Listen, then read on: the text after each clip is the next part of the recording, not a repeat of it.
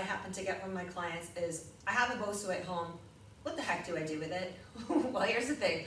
I love using the Bosu and incorporating it into workouts with clients as a means to challenge their balance, although I do realize that many people are uncomfortable with some of the exercises because they just don't trust their balance. So one thing that I would recommend is if you are using a Bosu at home and you're standing on it, position yourself close to a wall so that it gives you that element, that added element of security. And then when you feel like you're able to, you can simply just let your hands go. All right, so we're gonna do 4 basic exercises, really quick 10-minute workout. I'm gonna begin, again, just by putting one foot in the center of my Bosu. Now, I've got my wall at my left-hand side, so if I start with my left leg up, that might feel comfortable. Alternatively, you can just work contralaterally. For some people, that actually feels more comfortable. Do what feels best to you, right? There's no rules here. The first thing I would say that when you go ahead and do a lunge on a Bosu is that as you lower down, make sure that your foot is firmly centered on that Bosu. So there's a little circle on the top. You can see where that circle is. I want you to put the arch of your foot right on top of that circle. And then from here, I'm going to drop into my basic rear lunge. And as you can see right now, I'm holding onto the wall. But at a certain point, you might find that you don't really need that. So your next progression is to lunge back, stand up, and tap your foot. So in other words, as I step my left foot back, I come back to my Bosu. I'm just tapping my foot down. Again, this exercise can be tricky for some because a lot of times people will want to lean back from the lunge. Try to keep your weight forward. In other words, knees stacked over ankle, and that should set you right up. 3, and 2, and 1. Awesome. Go to the other side. So again, I'm not going to change direction. You get the idea. You put one hand on the wall, in a doorway, whatever works. And you go into your lunges. So I think I did 15 last time. So I want to show you on this side. If you want to challenge your balance a little bit more, instead of tapping your feet side by side, just simply bring that knee up to about waist height. And you can see it. I might get a little bit wobbly there. I'm taking my time. Woo! Challenging myself. Just bringing that knee right up to about waist height. 5, 4, 3, 2, and 1.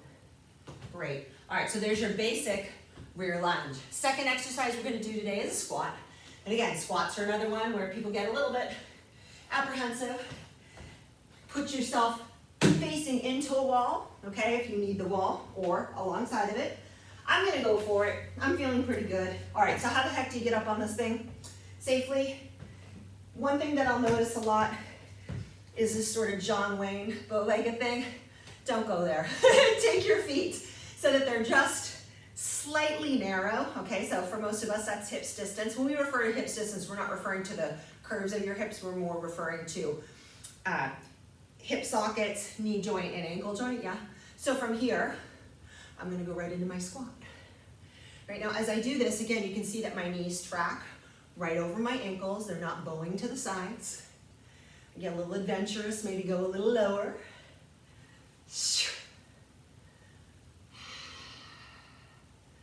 Go nice and steady.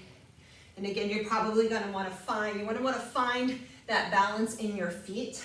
So you're not just pressing through your heels and not just through your toes, but sort of all 4 corners of your feet is how I like to think about it. 5, and 4, 3, stand all the way up, and 2, and 1.